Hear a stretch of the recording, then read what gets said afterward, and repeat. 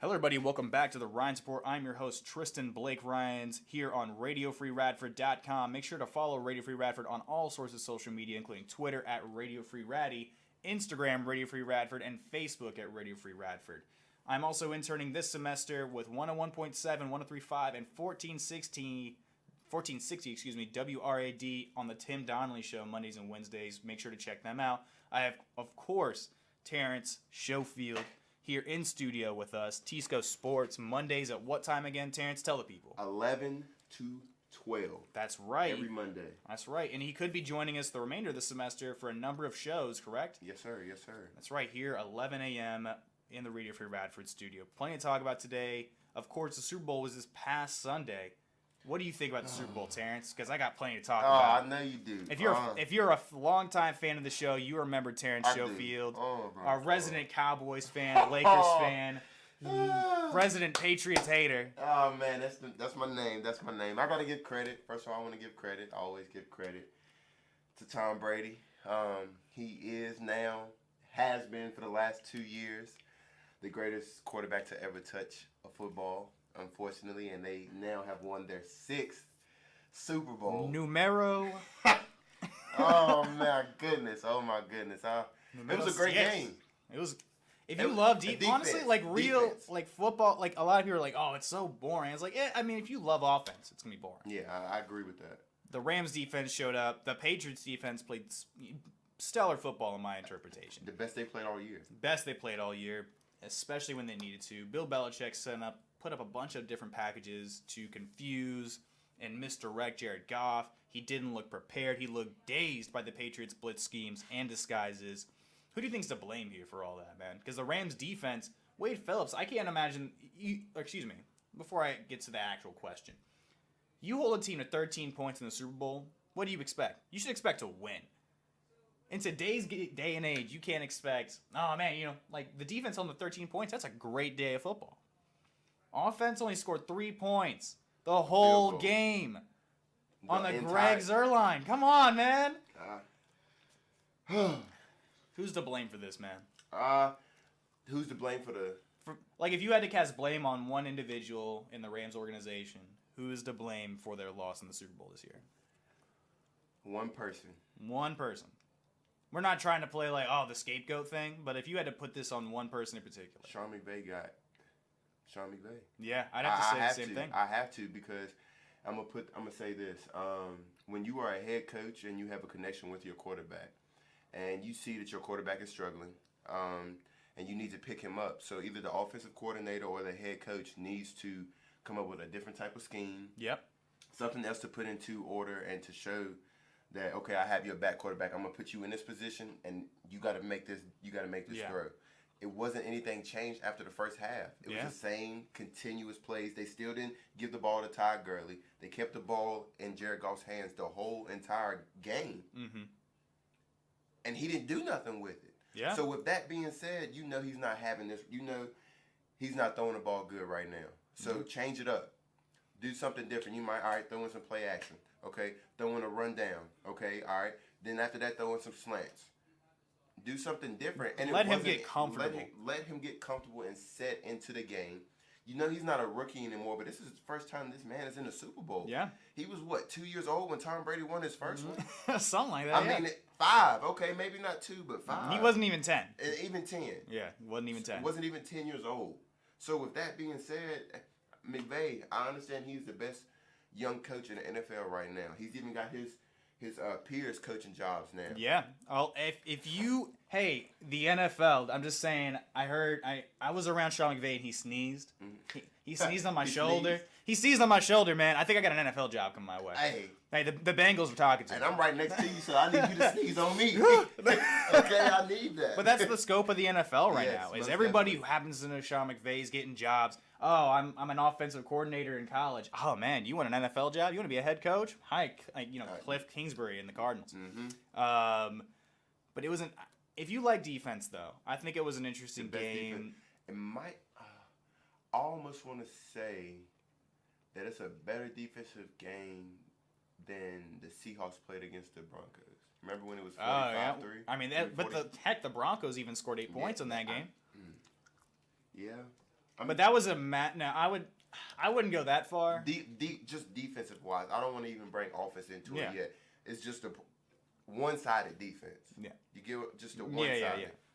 And I just, I couldn't believe it, honestly. I think McVay has to take the brunt of the blame for this. He's a very young guy, successful coach, most definitely. But he never put Goff in the position to go out and win games. I definitely agree with you on that part. He looked dazed, of course. Gurley only got the ball 11 times during the game. He only had 33 yards. He didn't even start the game. C.J. Anderson started it. And all the reports we've seen are that Gurley was healthy. His knee had been fine. Yeah, exactly. It's almost like Malcolm Butler from last Super Bowl against the Eagles. They benched him, only put him on special teams. It's like, that's probably your best offensive player up to that point. In this case, the Rams, it's your best offensive player. For sure. And you're not giving him the touches he needs. He in the last 2 games, playoff games, I was reading that he only had like 160 yards. Total.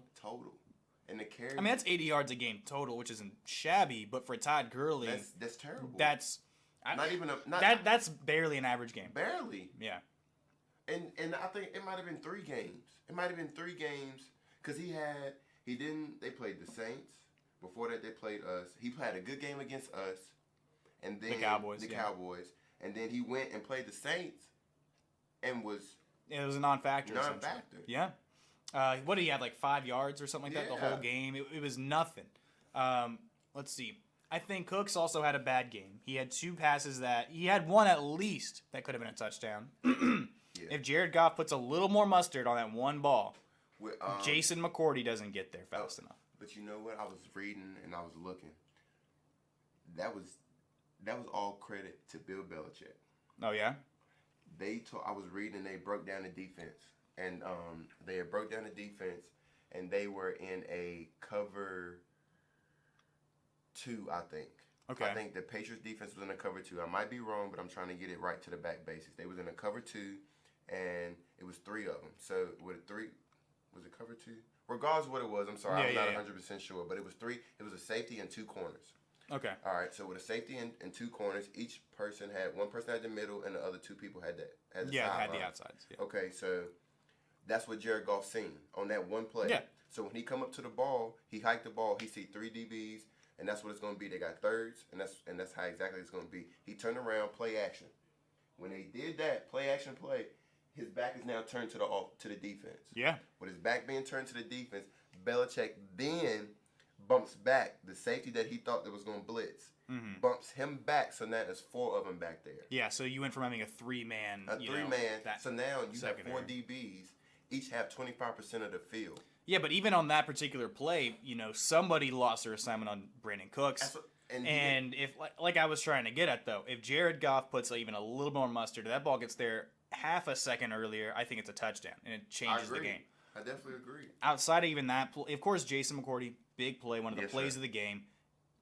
There was another time during the game, Cooks had a huge drop pass. Yeah, and I would say, maybe he kind of got disrupted, but it hit him right in the hands. You're getting put right at least the 1 yard line. Then it's Gurley time. Or C.J. Anderson. It's hard to stop them. Yeah, exactly. You got two red zone threats right there. You can't drop those passes. I'd say overall had a bad game by Cooks. Gurley never got enough touches, so I'm not going to put the brunt of this loss on Gurley. I think even he understands it. He's like, I didn't get the ball enough. McVay knows that. Jared Goff was green. I've been saying this for weeks. I only had the show last week, but I think I mentioned it. I'll be putting the show up on Facebook, by the way, so just stick with me. It's been a crazy week, but I'm pretty sure I said this. I think Goff didn't look prepared, and he wasn't prepared for the stage. It's the stage itself, not his abilities there. He's of course a talented young quarterback, but I don't think he was ready. I don't think the Rams as a whole were ready. I think this is a great experience for the team. I think that they have the opportunity to get back next season. The NFC is always tough. We understand that, but they have the opportunity to get back. Wade Phillips is going to be there. He said we were knocking on the door, and then this upcoming season we just got to kick that, in. Right. So they have the opportunity next year. They have all the talent in the world. I'm sure there are going to be people wanting to go play for the Rams next season, even if they lose a couple players. Said he wanted to. Yeah, of course. So there are plenty of players they can go out and get. Free agency, of course, the NFL draft is coming up, which we'll be talking a little bit about later. More defense, though, this year. A lot of edge rushers this year. But that's the thing that the Rams do, man. They get after the quarterback efficiently. So do the Bears. The Saints have developed a good pass rush. The NFC's built on some good defenses. The Rams, the Saints, have separated themselves offensively from that group. Yeah, I agree with you on that. So the idea that the Rams could go back next season to the Super Bowl, to me, still a good chance. Honestly, but they have a lot of one-year rentals right now. Yeah. And Dominican Sue's on the market. Dante Fowler's potentially going into the market. They might have to make some cap casualties to keep some players. Talib, he's not on the market. You sure? I'm pretty sure. Okay. We'll be coming up on the free agency stuff later, but there are a number of players on that defense that are that are either on the edge of their tags or they're at the end of their contracts.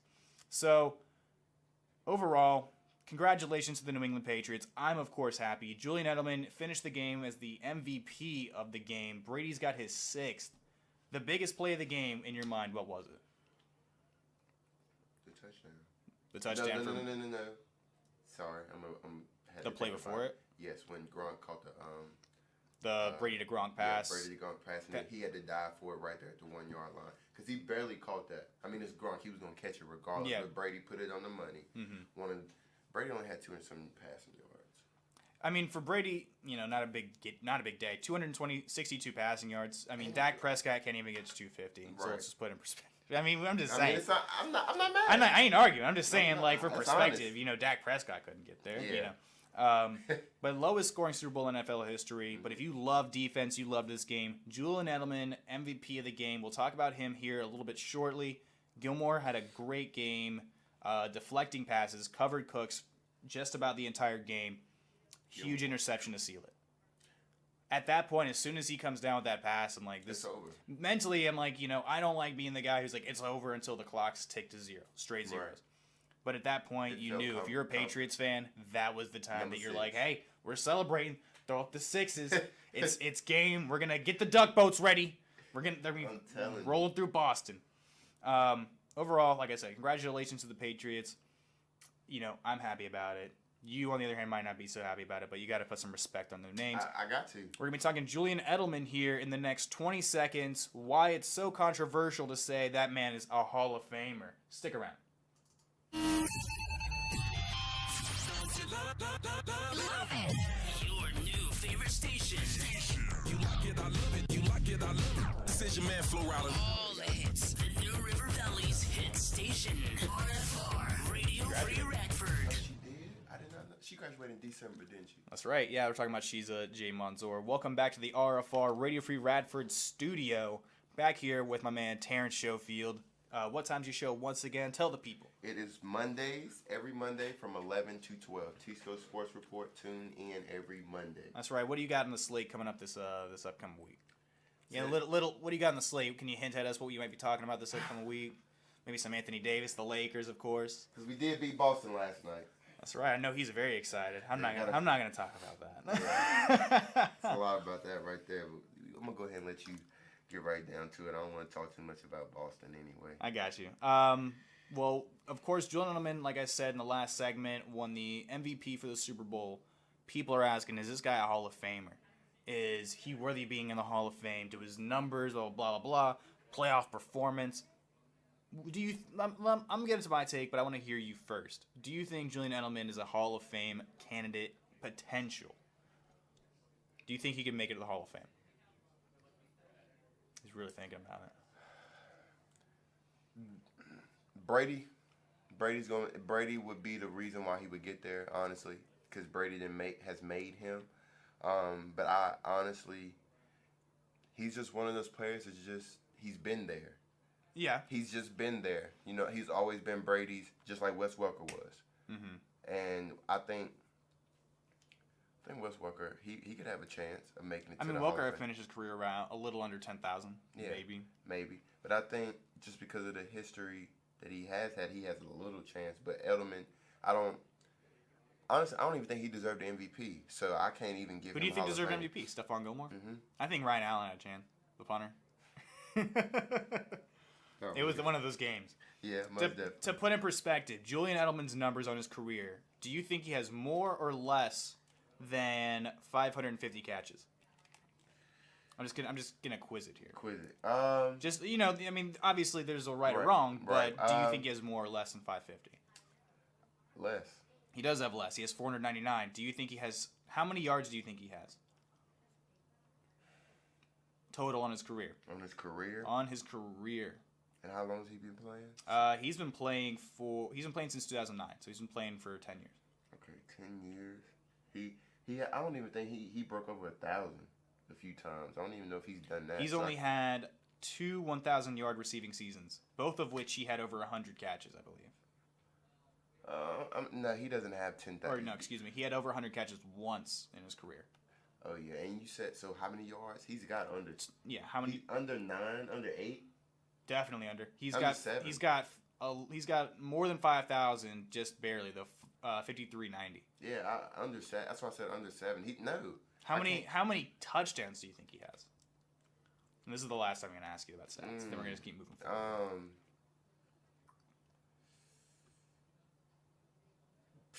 You gotta give me a number, man. Can't have some dead air like this. I know. Just throw something out there. I mean, maybe like. How many touchdowns do you think he has? 100 and something. No, he has 30. 30 on his career. 30 touchdowns. While he's a great playoff performer, I'm not going to take it away from him. He is not 30? A Hall of Famer. He has 30 in his career. 30 touchdowns? The most touchdowns he's had in a season receiving was in 2015, and he had 7 touchdowns. This past season, he had 6. And he was hurt not hurt, but he was suspended the first 4 games. That's right. I think he had a solid year this year, but that's also one of those things too. He gets suspended for PEDs, which means he's a cheater. He is, and it's hard for me to say it. Like, the dude's a cheater. Like, yeah. At the end of the day, if you're using performance-enhancing drugs, it's like in baseball. People are a little hot and bothered by the Julian Edelman stuff, mostly because it's like, okay, if this was baseball, he wouldn't even be in the playoffs. Oh, no. Wouldn't even be in. No question. That's baseball, right. They take it really seriously. That's right. So he had 4-game suspension for PEDs. And I remember the whole stuff, and it was like, oh, it's a trace substance, but they couldn't identify it, but they're pretty certain it's this. And it's like, yeah, like it won't crack. That's why I can't. And he appealed it, but they still gave it to him for performance-enhancing drugs. And the way that this works is like, okay, well, he stops taking PEDs, he's clean, doesn't matter. Yes, it does matter. Because, if you go back and listen to the Tim Donnelly show, of course, you heard them talking about this on Monday and a little bit Tuesday. But, it caught me flustered because I wasn't prepared for that argument. But yes, Julian Edelman took PEDs. So the way that it was brought up to me, and it makes a lot of sense on why, he is a cheater in this sense, is because, well, all right, let's say you're working out and you're tired. Right. By taking these performance enhancers, you don't have to be as tired. Your body recovers quicker. So instead of guys who can go work out and like, okay, man, I can't run routes today. My legs are tired, blah, blah. Julian Edelman can go do legs, go catch passes and stuff, and then go work out again. Mm-hmm. So that has to affect your ability during the season, what you're able to sustain, what you're able to take on, the kind of hits you can take. Your conditioning's better. At the end of the season, if everybody's at this percent, like if this is the cap, 100% health, everybody's, they kind of say like you're around here, like you can fall down a little bit. Julian Edelman can be here versus everybody else. That's an advantage, like this much. Yeah, I definitely agree. To visualize it. Especially if you're able to go out there every single day, you had a good feeling for it. But even outside of the PEDs, though, for this past season, great postseason success, yes. He's got 3 Super Bowl rings, like I said, Super Bowl MVP. But he's okay compared to some guys at the top. Yeah, like I would have even gave even in the league right now, he's just okay. Most definitely, I would have gave y'all's offensive line. The offensive line played really well. The MVP before, you get what I'm saying? Like it was so, or even the entire defense. Even Dante Hightower had a great game. Yeah, he had Kyle Van Noy, one of my favorite Patriots players. Stephon Gilmore had the game-sealing interception. And he had a couple he was guarding. Gilmore was the best corner in football. Yeah, he was. And did he stay on Brandon Cooks? Yeah. Like I think he was like, okay, Brandon Cooks is my man. I would say for at least 90% of the snaps. Exactly, and that's where the ball went 100% of the time. Mm-hmm. And if any pass that they tried to get, well, I think they might have threw it to Todd Gurley once. No, they threw the ball around a little bit. Cooks finished with the most yards. Yeah, of course. But overall, Stephon Gilmore had a good game. Mm-hmm. But on the Julian Edelman stuff, there are plenty of guys who aren't in the Hall of Fame yet that are way more deserving. Number 1 on my list would be Isaac Bruce. 15,000 plus receiving yards in his career. 91 touchdowns, 4 Pro Bowls, and a Super Bowl championship. How many Pro Bowls does Edelman have, you know? He's never been. Not a single one. No first or second team All-Pros, if I'm not mistaken.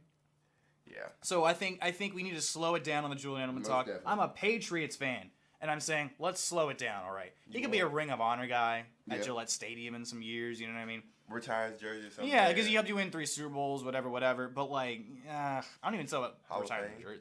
But not the Hall of Fame. No. Not the NFL Hall of Fame. Can you tell the story of football without this person? Yes. Yes. I think you definitely could. He's the guy Brady threw the ball to. Yeah. That's how he's going to be remembered, probably. Unless he, for some reason, plays 10 more years and puts up 6 1,000-yard seasons and all-pros and all sorts of craziness. That's not happening. I don't think it's happening. Not the way that he played. Yeah, not yeah. I agree with you 100%. Not how he played. Just for being the guy that Tom trusts to throw the ball to. Because Welker was that way too, but Welker's not even on this list of guys I have right here. I want to. All right. So, question: you being a really Patriots fan, who would you rather take? Welker or Edelman? Edelman. And the reason why is I'm pretty sure Wes Welker's a curse. Because he's been to like 3 Super Bowls, but he's lost every single one of them. Because he lost with the Broncos that year. He lost with the Patriots twice. Like he's great all season, and he probably could be a Hall of Famer, but he's a curse as far as like Super Bowl championships. So he didn't win. Not one. He was in 2007, 2011, and with the Broncos the first time they went to the Super Bowl under Peyton Manning. But then, that's crazy. Yeah, right? You don't think about things like that, but it's true. That's crazy. I would have thought that Wes Welker definitely got at least 1 ring. Nah. He got some AFC championship rings, but he didn't get one of them. That ain't worth it, to be honest. I mean, it is, but it's not. Like if you're like you're like a 3rd string guy, he's like, you know what, man, at least we got to the Super Bowl. Like, you could finish your career and be like, I mean, I'm okay with that. But nah. He was the number 1 receiver. He was a 5-time Pro Bowler, though, and a 2-time All-Pro. His career numbers, 9,924 receiving yards, he had 903 catches. He played in 160 games, and he had 50 touchdowns on his career. I think Wes Welker could be in the Hall of Fame, but I don't know if he's going to make it first ballot, considering the stockpile of guys who are still ahead of him. Yeah. You guys like Isaac Bruce, Harold Carmichael from back in the day isn't in the Hall of Fame, and he had almost 9,000 yards receiving, 79 touchdowns, 590 catches, and he's one of the tallest wide receivers in NFL history. You know how tall he was? He's like 6'7", 6'8", playing wide receiver for the Eagles. He's ridiculously big. Good, and my dude, if you're a fan of the show, like I said, you know that I love Calvin Johnson. Calvin Johnson isn't even there yet. Like, he hasn't even been like in the running yet. But I feel like Calvin Johnson could be first ballot. Yeah, he's a beast. He's one of the best receivers I've ever watched. I hated that he retired like that. So young. Yeah. I mean, I understand it.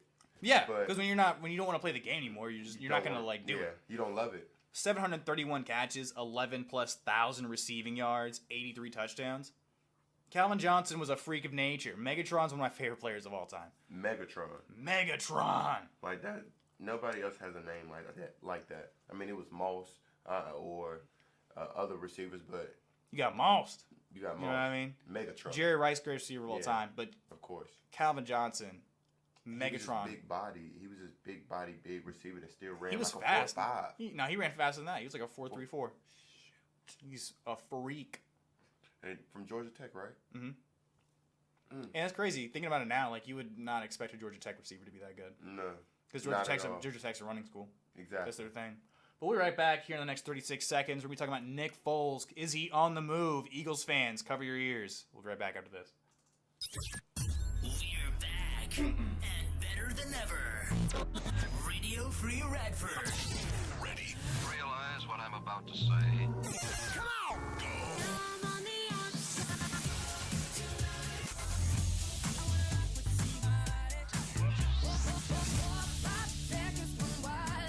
Playing what you want to hear. RFR. I'm Ellie Golding. Hey everybody, this is Natalie Laro. Hey, what's up? It's Brianna. What up, y'all? This is Jeremiah. Radford's new choice of music. RadioFreeRadford.com. Hello, everybody. Welcome back to the Rines Report here on the Radio Free Radford Studio, Highlander Student Media. If you're a student at Radford University, you should be in student media. If you're a media studies major, you should be in student media. Tell them about the student media experience, Terrence, because if you hear from me too many times, you're gonna get bored. It's lovely. Like I said, I met this man Tristan. I gotta give him mad credit for all that. And he basically showed me the way. He showed me the way, came onto his show, and I basically fell in love with it. It was like a family outside of a family, honestly. I appreciate that, Terrence. No problem at all. But if you don't know anything about Radio Free Radford or student media, most definitely come down and figure it out and just come around and just see the family oriented. Yeah, we got something just about for everybody. If you like to write, you got the student newspaper, we got poetry, we got the online magazine, production stuff. We have it all. We got radio. If you're a good salesman, come join student media because we got advertising. But I'm passionate about it. Let's go. Yes, sir. Yes, sir. Nick Foles will be on the move, according to some articles I saw yesterday. I can't remember exactly where I saw it. It might have been like CBS Sports. We're gonna get there. He gave the Eagles back $2 million to opt out of his $20 million option the Eagles wanted to tag him with for 2019. This means he's not going to get traded. This means he's going to become free agent, wants to determine his own destiny. Right. And I don't blame him. The Super Bowl 52 MVP, he's a big-time playoff performer, led the Eagles this past season to the division round after winning 3 consecutive games taking them to the playoffs, 4 consecutive games to that point. Replaced Wentz after he sustained a back fracture. Now we got to talk about, what do you think about this whole thing? How much do you think he's worth? Where do you think he's going to go? I got some options sitting right in front of me, but I want to hear what you think, Terrence. Like I said just a few seconds ago, I think Jags. I would love it. I don't know how they're going to figure that out with Bortles, with the money that they've given him and his dead money. Honestly. It's expected they're going to release Blake Bortles. That came out earlier before we came back on the air. But yes, that came out months ago. All right, good. So if they do that, and it's expected, though. It's expected. If they do that, and Leonard Fournette gets his head on straight, they still need maybe a receiver or two. That's fair. That's fair. Everybody needs a. There's some young guys there, but nobody who's taking that leap. Exactly. So essentially, if they can pair up a Nick Foles with another free agent wide receiver, I don't know any. We'll get to that a little bit later, but free agents. But I would love for him to go to Jacksonville, because that would be my Madden team, honestly. Yeah, that's who you're playing with. Yes, sir. That would be my. I mean, Cowboys too, but that defense just for and Jalen Ramsey. I don't know what it is, and I go back to. Do you like them Florida State man? Like the Florida State boys? Yeah, he's a beast, man. Dalvin Derwin James just came out. Dalvin Cook, on offense, he's been okay. Yeah. Jalen Ramsey though, Dalvin Cook, unfortunate. Plenty of great players coming out of Florida State, man. I don't know. Even if that program's a mess. Yeah. ACC fans, if you're Virginia Tech fan, whatever. They're being a little messy. It's been nice to see Florida State not be dominating the Coastal. The ACC as a whole. Redskins, too. They're on the list. Yeah. Redskins. Possibly even the Giants. That's honestly. right. And that's perfect segue, because that's exactly where I was going to say. Where do I think he's going? I have 5 teams sitting right in front of me. Okay. Terrence has done a great job of diagnosing 4 of them, 3 of them. There are 2 more on the list he hasn't mentioned yet. So, number 1 option. We're going to go, I don't know, we can just move around. No particular order, but we're going to start with the Giants. I think he's going to be a great replacement for Eli Manning, because I don't think Eli can get it done anymore, man. I just don't. I have no faith in Eli Manning, and it's not because I'm trying to be hateful. Respect Eli Manning, beat the Patriots twice in the Super Bowl, you know what I mean? Wear it on my sleeve. I'm not bothered by it. It sucks to watch the replays of 42. I don't care about 47. Is it 47? No, it's 46 probably. I don't care about 46. That doesn't matter to me. I just wanted the Patriots to win 42. But he could replace Eli Manning. I love it. I don't think Philly would hate him. That's the thing. It's like Philly has that edge about him. Yeah. Philly they could. But dude's taken you to the playoffs a few times. He won you a championship, and he loves the city. Any bar that man goes into in Philadelphia, he gets love. There's gonna be a beer waiting for him. Yeah, no question. Beer on the house every time. Every time. That man will have drinks for free. He might buy him a chain. He might buy him a chain. He should. Robert Kraft. What do you think? What do you think his bar could be named if he was in Philly? If he had a bar himself? I have no idea. We got to think about that. Yeah, we do. We'll think about that. We'll get back to you guys on that one. But I think he could go to the Giants. He'd be a good replacement for Eli. He'd get paid. Work around some really good offensive talent. You got, Sterling Shepard's not bad, but we're going to start with him. Odell Beckham Jr., Saquon Barkley. The defense is really solid still, in my opinion. There's plenty of talent around that team. You got to hope the offensive line gets secured. That's the big thing if you're Nick Foles. You're like, hey, I'm not walking into that building. No. I'm not getting on the practice field unless I have an offensive line I feel comfortable behind. Right. Because Nate Solder isn't bad. He started off not so hot with the Giants in the beginning of the season, but he mellowed out. It was okay. I liked the Will Hernandez pickup in the draft out of UTEP. Big run stuffer. I remember talking about him a lot last year. I love Will Hernandez almost as much as I love Saquon Barkley and Quentin Nelson. But just saying, Will Hernandez is a beast. You have a good offensive head coach. He was the offensive coordinator for the Vikings a few years ago with Case Keenum, which means I'm thinking he'd probably have a familiarity. Okay, look, if I can take Case Keenum and maximize him to the best of his abilities, and I get Nick Foles, you could do wonders. You could do wonders. So the Giants could set themselves up to be in a really good position if they got Nick Foles. I like him going to New York. I think it'd be interesting. Jacksonville, like you said. If I'm Nick Foles and I'm considering Jacksonville, these are the things I consider. There's some nice weather. They'll probably pay you pretty well. Great young defense around you. So you're getting the ball back at some point. Every the time. AFC South, I wouldn't say tumultuous. There's a lot of talent. There's some interesting teams there. Yeah. I mean, even the Titans are competitive. Right. The Texans, the Colts around you. So it's an interesting division. You're in the AFC. I wouldn't say it's nearly as hard. I don't know. The NFC just is a overall conference is more challenging. Right. Most definitely. Let's see here. But the offense needs some work. So go out, get them a premier receiver. I'll be naming some free agent receivers. Okay. You got a couple guys in the draft this season that can be intriguing. When we get closer to the draft, of course, we'll be covering some more material. Gonna shout out Vash Lombardi because that's who I'm watching for my film. But Jacksonville's intriguing. Washington, next team on my list. What are you thinking about that, by the way? Because you mentioned Washington a little bit. Yeah. You want to go a little more in depth there? Washington would be a good fit just because of how good they were this year. Yeah. And I feel like, Alex Smith, because Alex Smith has always been replaced. If they had Alex Smith, I don't think the Cowboys would have gotten no question. I got to be real with that. We got lucky. Yeah. And, we hit cylinders at the right time. The quarterback got hurt. Alex Smith got hurt. Unfortunate, but even still. Then right after that, Carson Wentz got hurt again. And the Giants were too far back to even try to get a chance. There was no real playoff hope for them. Yeah. And we hit. And we won a playoff game. The Cowboys got in the playoffs, and they won a playoff game. Respect to them, of course. They played a good game.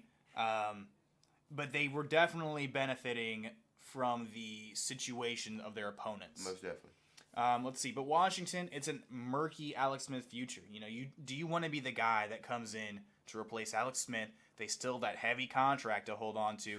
Can you get paid as much? I know Washington has a big history with overpaying for guys and paying guys exorbitant amounts of money. But can they legitimately pay Nick Foles what he's asking for? Because Alex Smith still gets his money regardless, right? Yeah, he's got a certain amount of guarantee on that. Yes. Okay. I know how it works. Like, you gotta have this, and that. So. They have some decent weapons around the team in Washington. There's always been a certain level of discontent with management, though. I think it's an option, but I don't think it's likely. I would say Redskins are on the lower end of available teams for Nick Foles. I agree with you. There's not a lot of optimism. And like I said, there could be a payday there, but there's not a lot of optimism throughout that organization right now. Nick Foles would be good. He'd be in the division again, like I said. But I don't think Washington's a legitimate contender unless some stuff starts coming out. We'll keep up, of course, with free agency as it goes along. We'll be, of course, analyzing Nick Foles as well, along with some other big free agent names. I have two more teams on this list. Okay. Do you have any guesses of who they could be? Just real quick, off the top of your head. It could possibly be. You already said the Giants. No. Maybe the. Come on, man. Spit it out. Something. At least one team. Okay. All right, you're taking too long. Yeah, I just can't have this much dead air. Yeah, I don't know. I can't think. I'm trying to think. The next team on my list is Denver. You know what's crazy? I was thinking Case Keenum, and I was about to say Minnesota. You still I was got like, that. yeah, you I still still got got that, that stuck in my head, and I couldn't get it out. Denver. All right, let's talk about some benefits here.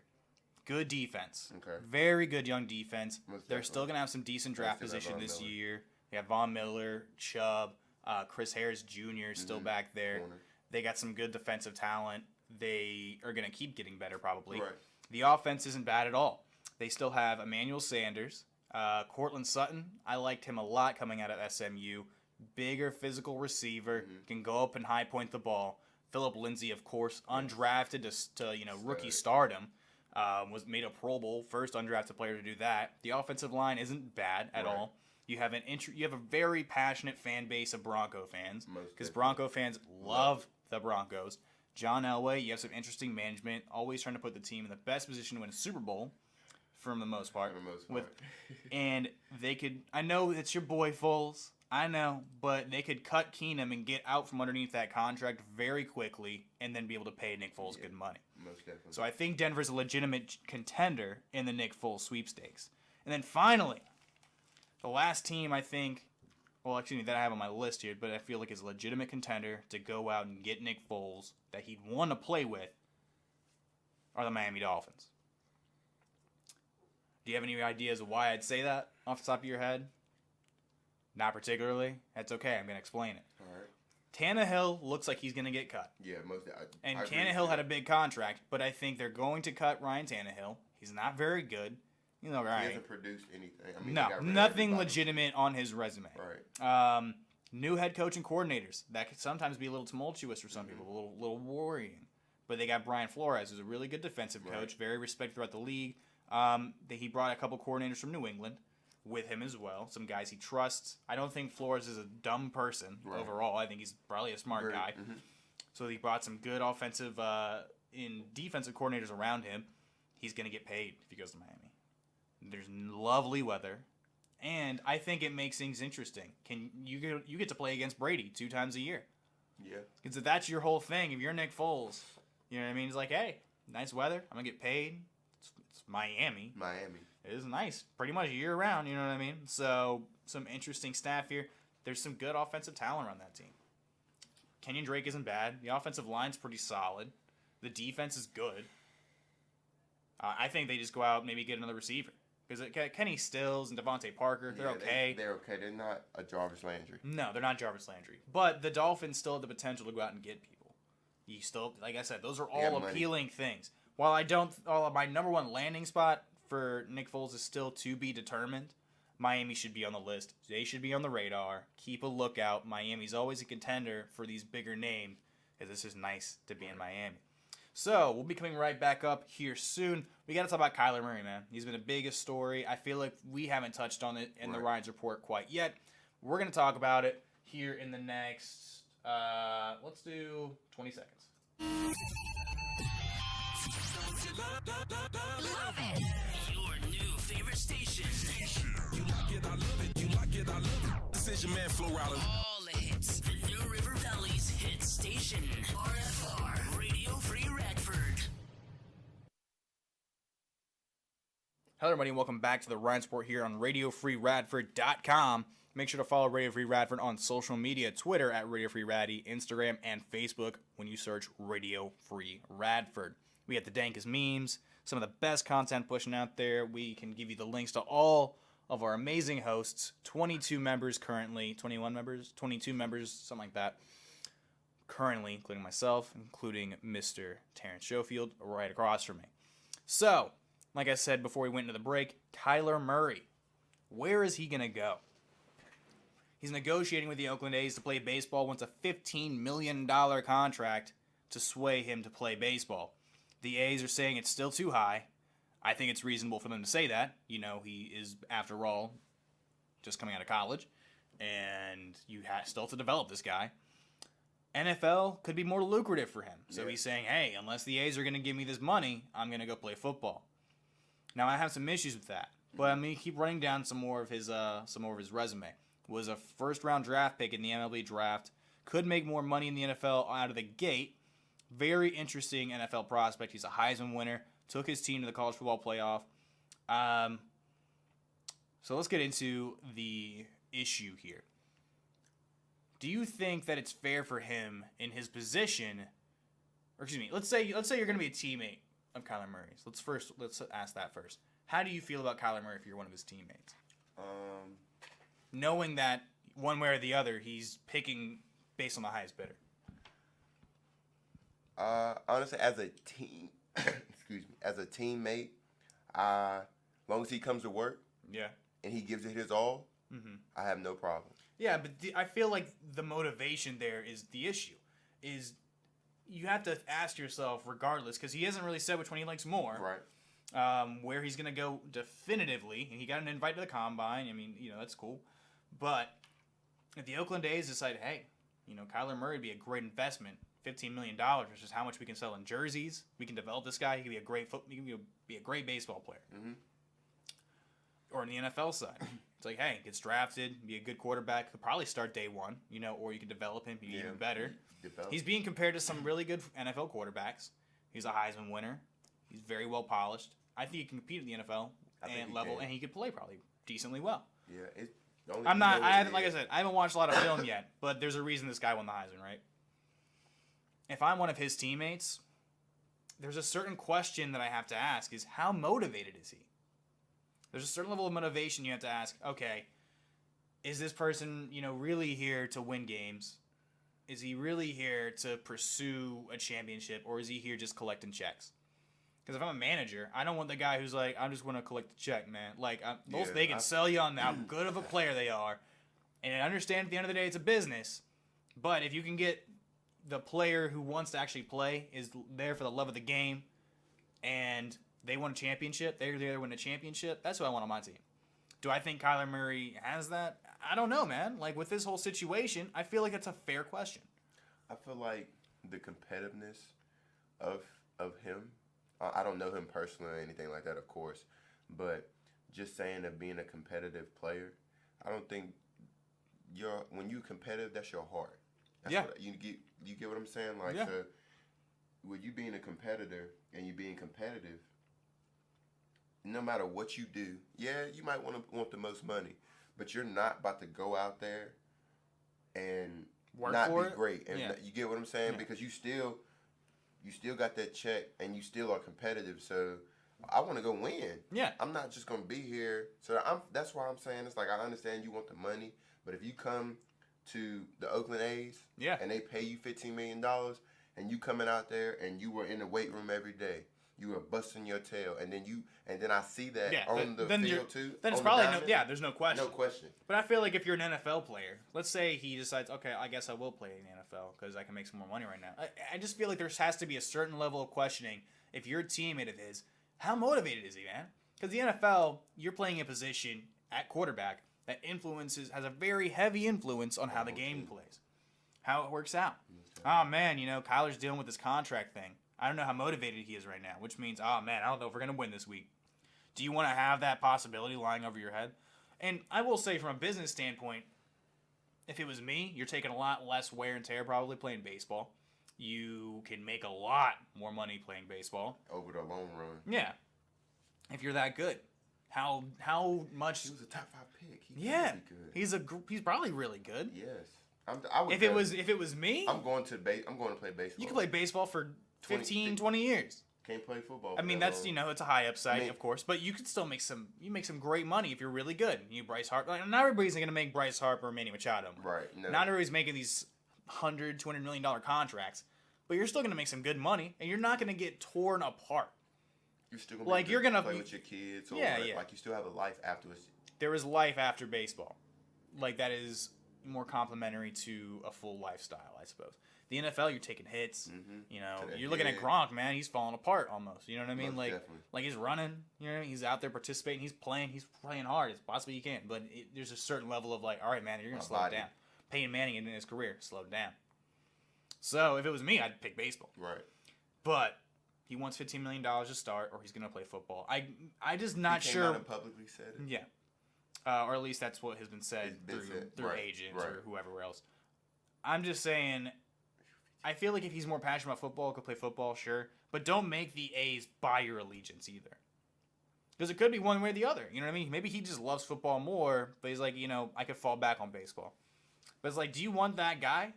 Really? To be the face of your organization? It's like, you know what? I'm not really sure if I, like, want to be here. Right. Like, I could be out on Sunday slinging it like Julio Jones or something like that. You know what I mean? Like, there's just a certain disconnect to me I don't find very appealing if I'm one side or the other. I just wish that this came to a conclusion here sooner rather than later so we could get a real idea on what the draft is going to look like. I agree with you on that. But that's just my opinions. That's my thoughts on Kyler Murray. When we get right back, we'll be talking about a little free agency preview. Before that, listen to a quick ad and then, get right back into it. We're back and better than ever. Radio Free Radford. Ready? Realize what I'm about to say. Come on! Go!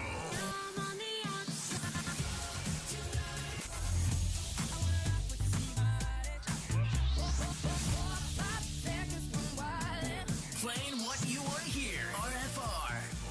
I'm Ellie Golding. Hey everybody, this is Natalie Laro. Hey, what's up? It's Brianna. What up, y'all? This is Jeremiah. Radford's new choice of music. RadioFreeRadford.com.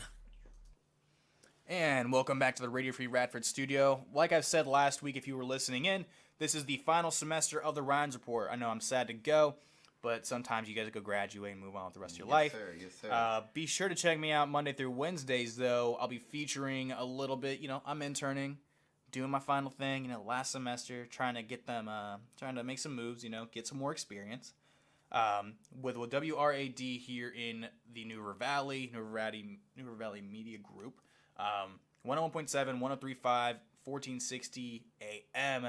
Check that stuff out. The Tim Donnelly Show. I'm helping run their social media, so if you enjoy some good little social media content, check them out as well. Also follow the Rines Report here on Facebook when you search the RINES Report. We're streaming live every show. I got Terrence Schoefield here in studio. We're ready to talk about free agency. You excited for free agency? I am.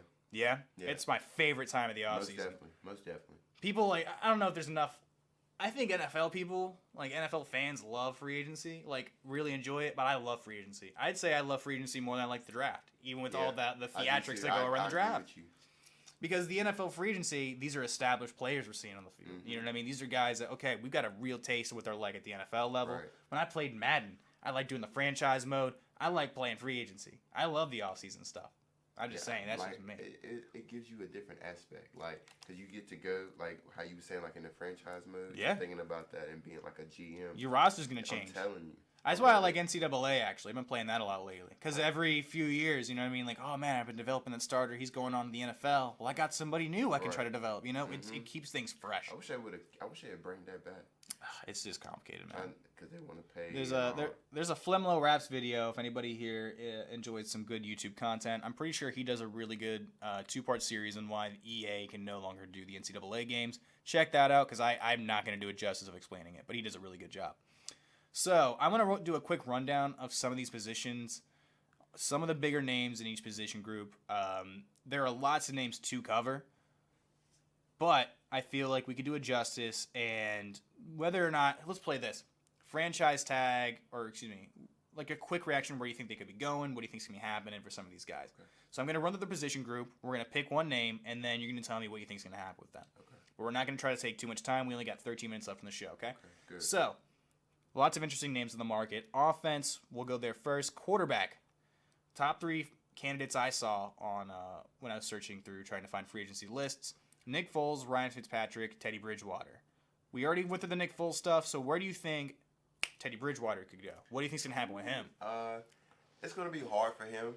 He had they released him in New York, didn't they?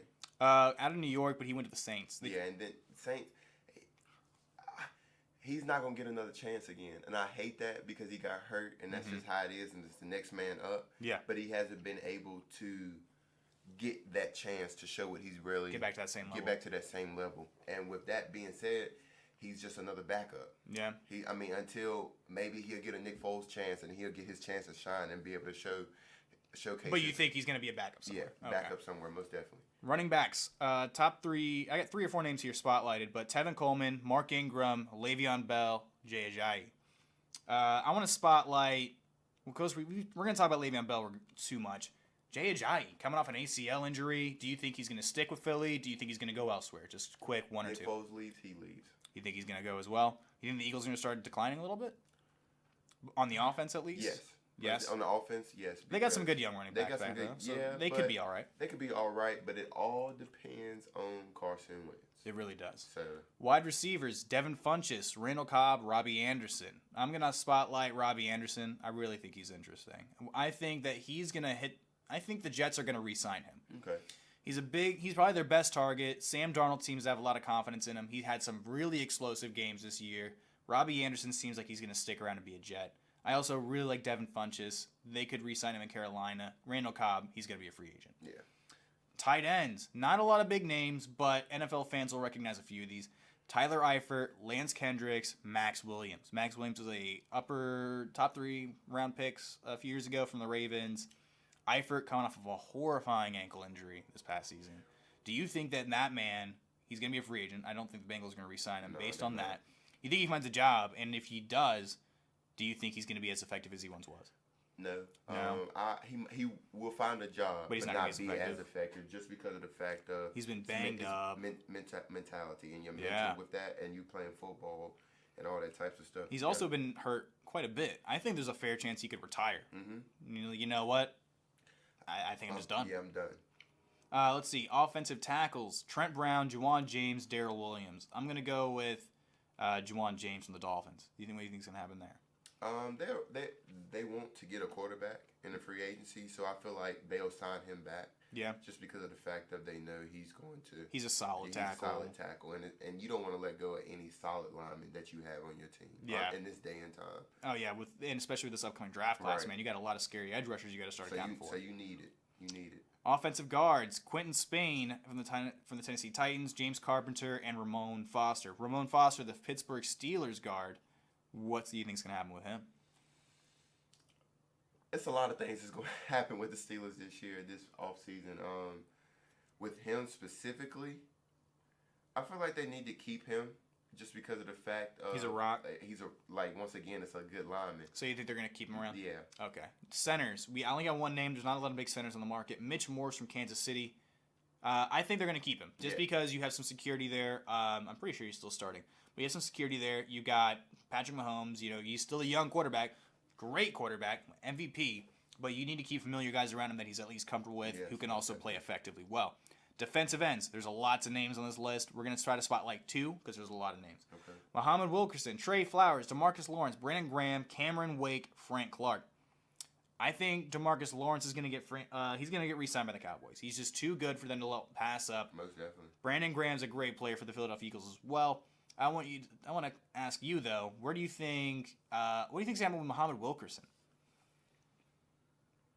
He wants to get paid. I mean, he's in Green Bay. He's in Green Bay, but he hasn't played very well last year. He hasn't played very well in the last couple of years, but it's promise to it.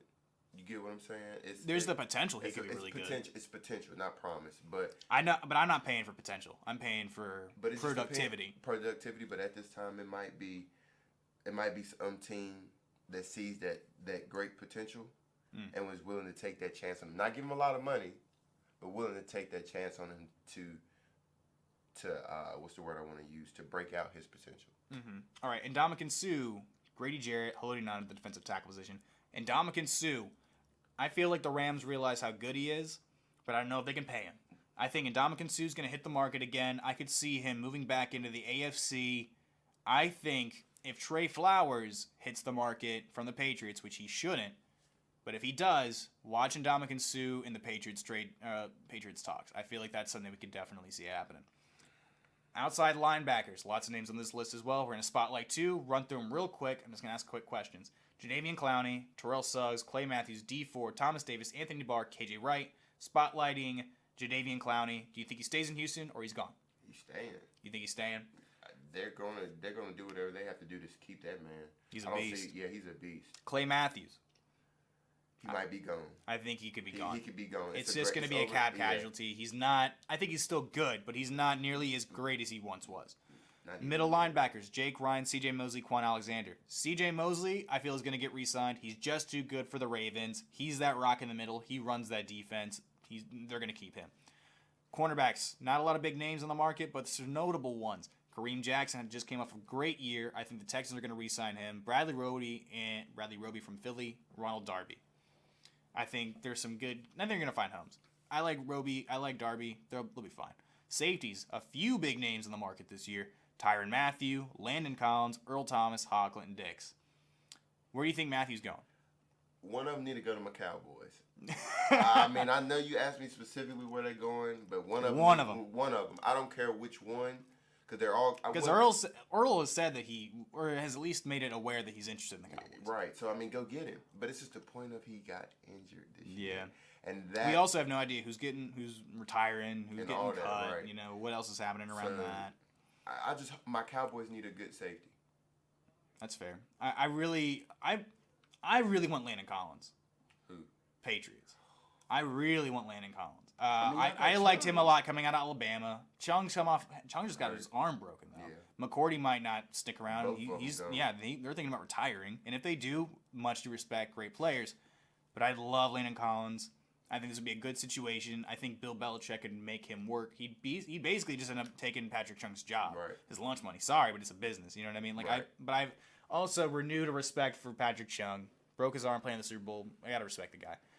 No longer on the wagon of man, Chung, what's happening, man? Just getting mad. I like Landon Collins a lot though. He could play free safety too. He can boom and hit you, go down to the box and tackle. I think he has a lot of awareness. Just came off of a down year. But the Giants could re-sign him. But if not, me as a person, I really want Landon Collins in New England. And special teams, we have a few guys. Few of the best kickers in the NFL. Steven Gostkowski. He's been really rough in the playoffs. Robbie Gould. He's hitting free agency. Ka'imi Fairbairn is a restricted free agent, but he's going to be he could be hitting the market. He's one of the best kickers in football this past season, especially for fantasy owners. And Ryan Allen, the punter from New England as well.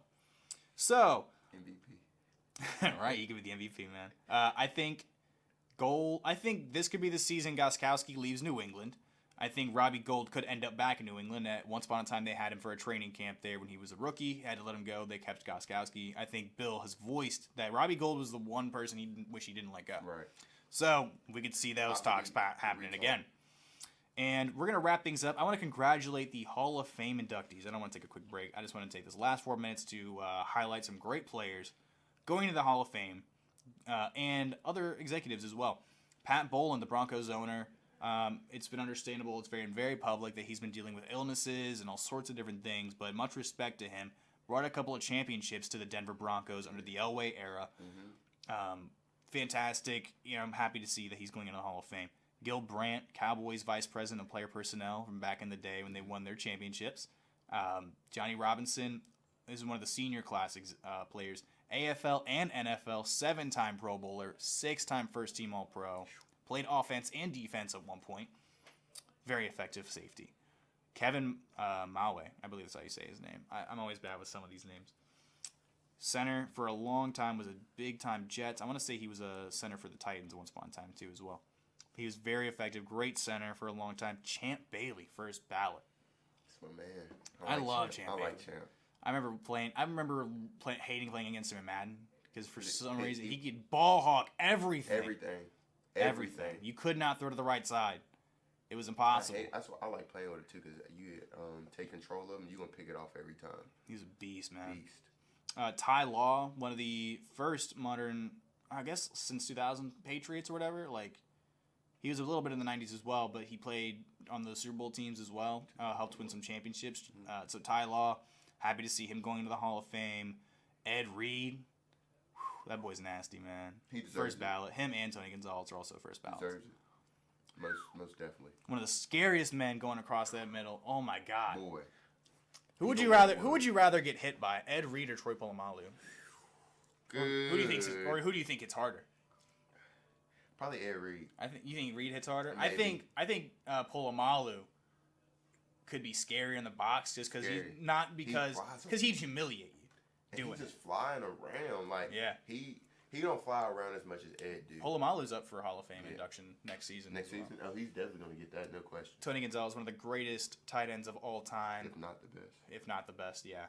Tony Gonzalez, much respect to all the Hall of Fame inductees. Congratulations to them and their families. We got to wrap up the show now here on Radio Free Radford. Thank you so much, Terrence. You going to be back next week? Yes, sir. Yes, sir. Oh, can't wait to have you back again. Everybody watching on Facebook, thank you so much for checking us out here on Facebook Live. We'll be doing more content just like this, live from the Radio Free Radford Studio. Check out all the social medias, and have a wonderful and safe, of course, weekend. Thank you guys so much for listening. This has been the Rines Report.